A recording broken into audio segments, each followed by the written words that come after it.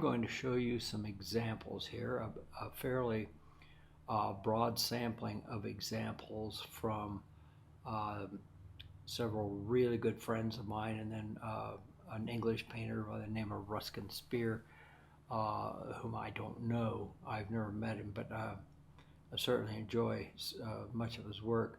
And then, of course, I've got one of my all-time favorites is George Bellows, and we'll look at one of his, and then several others after that. So hopefully, what I talk about here and show you all over the course of the next few minutes here will help cement the concept of it, of a color plan, and how we go about making it work. Let's look at this piece that Bill Anton, who's a very good friend of mine, just posted. And it's a great painting for one. I mean, Bill's a tremendous draftsman, knows his subject inside and out. And this was is a 16 by 20, so it's not a great big painting, but it's not an on-the-spot piece either. And you can see how he has, I think in Bill's case, and he and I talk fairly often, and his approach to a color plan is a little more intuitive, and maybe not quite as what should I say? Not quite as technically planned out. I think Bill responds to a feel he wants, and he knows how to get there. But he's also had many decades of experience, and for any of you who are familiar with his work, you know he's a tremendous painter. But here, I mean, he's very obviously chosen a warm and orange and a blue. And this painting is predominantly in the oranges, isn't it?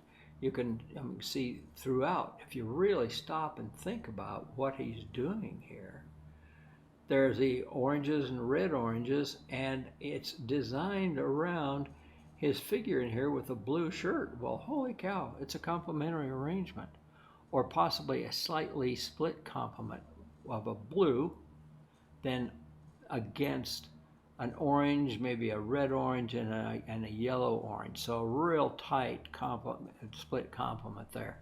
And it just, it establishes this color field of a hot day and in that desert environment. So, he establishes everything in his concept by staying with a very tight color plan.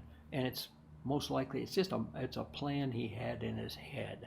And I know Bill's kind of in many respects, is kind of a savant this way. Just a lovely guy and a tremendous painter. I enjoy his work so much, and I enjoy him. Okay, we'll look at that. Overall, he's got this wonderful orange and blue combo going here. And then you look down, you look a little deeper into this piece, and you notice these really neat blue accents, reflected lights on the horse's flank, up here on his shoulder, and his neck, to establish volume with light and color. And you'll notice in the shadows some of these gray blue back in the distance, in that distant cow, because he does not want you to really lock in on that. You can tell by his edges and the almost abstract shapes that he's, there's no doubt in anybody's mind that this is a herd of cattle in a corral here that they're working with, this cowboy's working with. And as you get closer to the foreground, you notice those blue grays get a little more intense, don't they? And this is a painter who is completely in control of the color feel, and that's what I want you. He's not throwing any wild reds in there. He's not throwing any greens in there. You don't see any alien colors, so to speak, that are not part of his overall color plan. So this is just one example. Though they'll go to this Rusken Spear. This is a about a 30 by 24 painting, and I've lightened it a little bit in Photoshop because it's a night scene. And let's see here, I'll take it back down. That's how it was published originally. So I lightened it slightly so you all could see into the painting a little bit better. And here is similar to Bill's. I mean, it's a very distinct blue and a very muted yellow orange in here, a grayed yellow orange. And you'll see notes occur all through here of, obviously he's used a little yellow to get a green back in here, that green that you see back here. And but overall the feel is blue, isn't it? A blue evening urban scene. And he has, this was another thing that Bill Anton, our previous painter, and I were discussing just a few days ago about the nocturnes of Frederick Remington and Frank Tinney Johnson, and those famous nocturnes. And one of the things we were discussing is there's the implication of every color in, like he's a full palette back in here. But overall, that whatever color is being introduced is completely subordinated or subjugated to the blue. So there's always going to be a blue mixed into that color. And this is a great example of, again, coming up with a concept and then bending your color field to fit that concept. So I think one of the questions that Laria had asked originally is, well, do you create a color plan first and then build a concept around it, or force a subject to fit into that color plan? And that's kind of a chicken and egg thing, really, guys. Because sometimes you'll have an idea, it just strikes you as, I want to do a really blue painting in the case of this Rusken piece here. And so how am I going to go about it? I know I have a really solid idea of the color plan. Now how am I going to make, what kind of subject am I going to come up with that this plan will fit? Well, I mean, gosh, the first obvious answer is, hey, how about a nocturne? So we say, yeah, I mean, that'd be perfect. And conversely, you can say, well, I want to do a nocturne. Now, how am I going to come up with a color plan that's going to fit? And you see what I mean, the chicken and the egg thing. So you can really do one or the other, and sometimes it's a combination of these things. So, I mean, the point I guess I'm trying to make here is, don't lock yourself in. Don't be inflexible with putting a plan together. And oftentimes your subject will dictate a general idea of where you'd want to go. And in the past, I've shown some of my concepts and my field sketches and how I have then fine-tuned the palette. And at some point, maybe I need to show those again, because I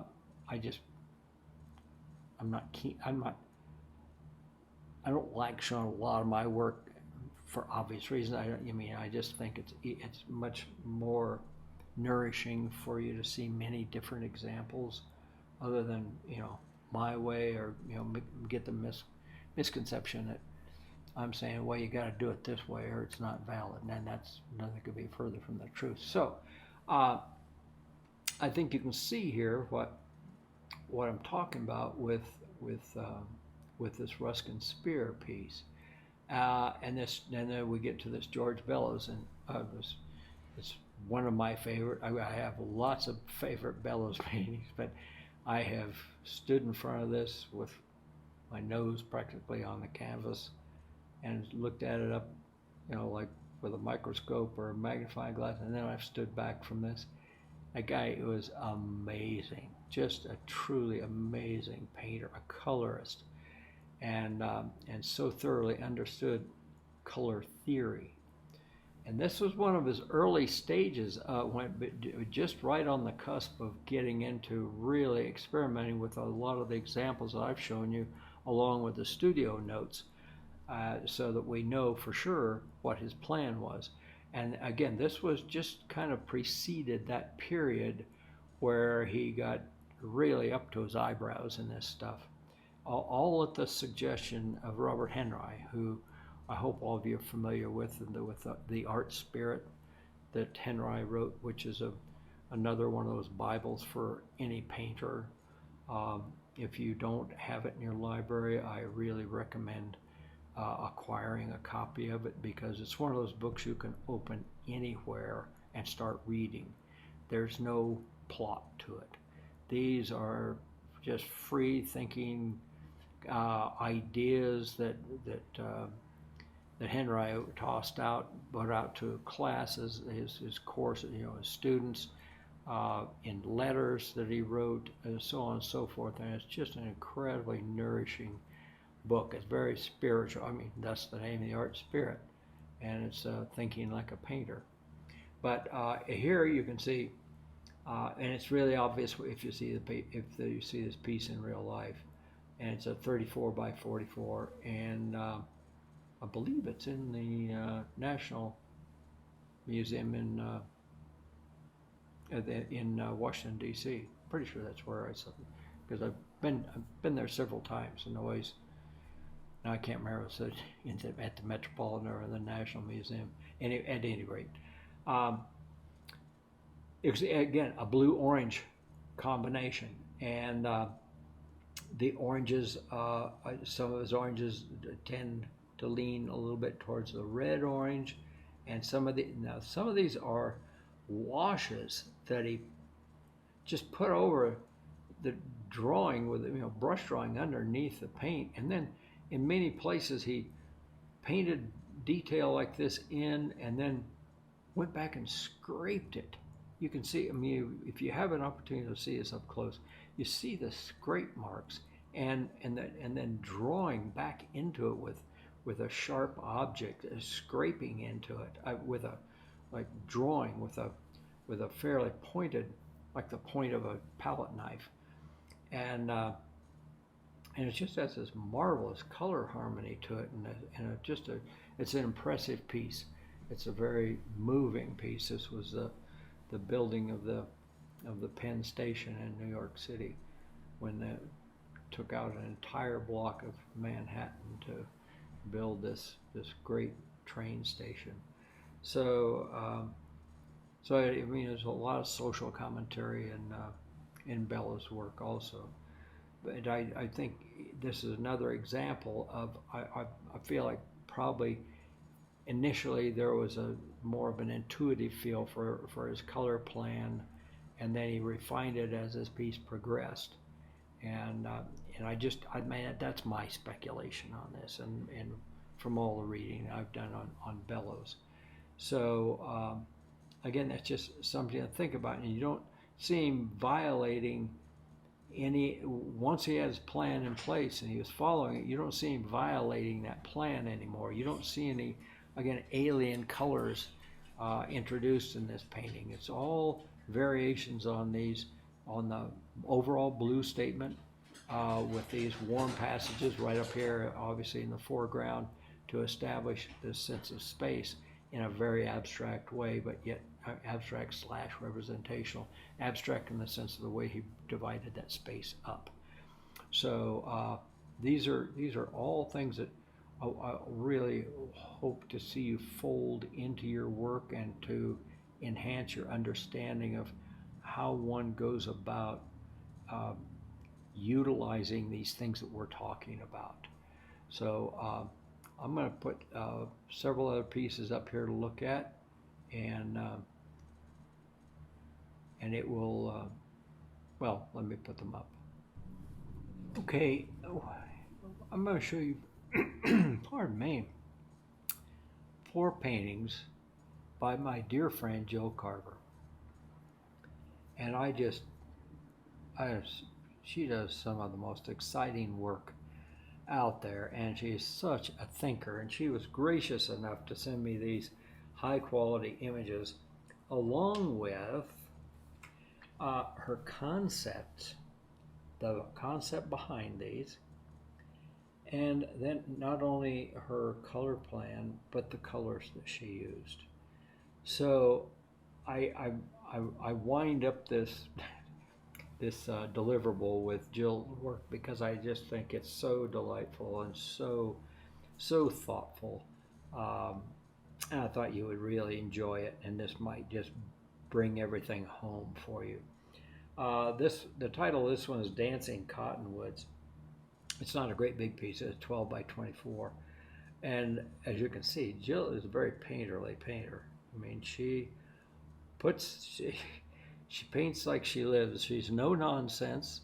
She doesn't suffer foolishness, and yet she has a tremendous sense of humor. And boy, I mean, her work is who she is, and it's again, it's just so thoughtful from start to finish. And so this one, 12 by 24, is her concept on this. Now this is really something to think about too, guys, because it was, how many right angles can I have? Shape and movement. So she's really thinking almost like a musician here. How many right angles can I have in this? This is totally abstract thinking, and it's not how tightly can I render this little group of cottonwoods here. It's not, how photographic obviously can I do it. Anyway, I think you get what I'm talking about. And in order for this particular piece, she used a triad and a secondary triad of yellow-orange, blue-green, and red-violet. So those colors, the tube colors that she used, were cad yellow deep, manganese blue hue, which is, I'm guessing, is a gambling color. And anytime you see a blue hue like this, like manganese or cobalt hue or cerulean blue hue, they're phthalo blue colors in different variations, but their foundation is phthalo blue. So therefore you get this electric blue out of them, much more potent than the original color that's named after. So we've got manganese blue and permanent rose. So just think about that. Cad yellow deep, blue hue, and permanent rose. Permanent rose is transparent. The blue hue is semi-transparent, and your cad is obviously opaque. And then you notice, I mean, it's the first thing that's striking about this is just the movement through and the boldness of these beautiful shapes. But then, I mean, I went immediately into these gorgeous little rich grays down here that just melt your heart beautiful. And she never varied from that set of colors. And you see what she could accomplish. Hi, I'm Skip Whitcomb. I'll be conducting a mentoring course on color harmony. In over 40 years of teaching, color seems to be one of the biggest mysteries. We'll be able to spend a year together developing a reliable foundation for making harmonious color decisions. There are certain irrefutable truisms in painting. One is the fewer colors used, the stronger and more harmonious the statement. Economy of color equals clarity of intention. Respected painters, past and present, understood this concept and have employed it in one form or another. We will explore the power of a limited palette, calculating progressive sequences of 3 to 6 colors, referred to as harmonic chords, and explore how to select the best color set to serve our concept. The goal is to give each artist a reliable foundation for making color decisions, for developing personal expressions of color. Hope to see you in the course.